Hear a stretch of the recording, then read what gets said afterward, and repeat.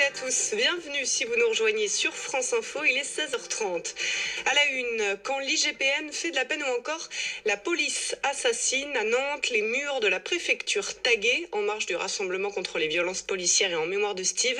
Le jeune animateur scolaire est mort noyé après une intervention controversée des forces de l'ordre. En ce moment, des tensions sur place, des vitrines de boutiques brisées, les 3000 manifestants ont déjà respiré du gaz lacrymogène, 65 interpellations, d'autres rassemblements se déroulent dans le calme à Paris, Toulouse, Avignon et Laval.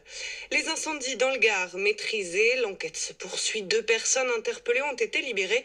Le secteur reste sous surveillance. Près de 500 pompiers et 140 véhicules sont toujours mobilisés. Un jeune randonneur grenoblois de 25 ans s'est tué dans les Alpes. Il marchait dans le massif des Écrins. Il a fait une chute mortelle dans des barres rocheuses. C'est un ami sans nouvelles de lui qui a donné l'alerte. Près de 300 arrestations à Moscou en Russie lors d'une manifestation de l'opposition.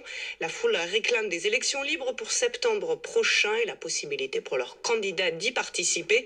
L'un des organisateurs, Alexei Navalny, opposant notoire au Kremlin, vient d'écoper lui d'un nouvel avertissement. Une enquête pour blanchiment vise son organisation. La police hongkongaise dégaine les grenades lacrymogènes. Des manifestants pro-démocratie sont rassemblés à nouveau dans les rues. Ils sont des milliers. Des barricades ont été improvisées pour bloquer plusieurs rues dans une zone touristique près du port.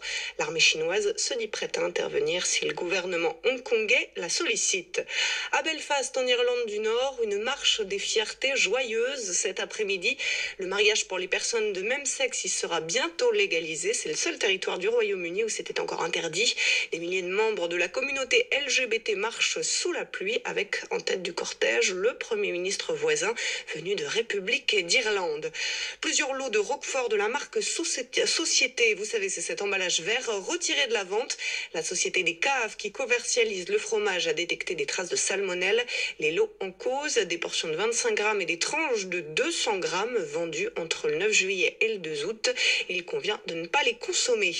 Le PSG gagne un 7e trophée des champions d'affilée face à Rennes. Victoire 2-1 aux allures de revanche après l'affront en Coupe de France en avril dernier.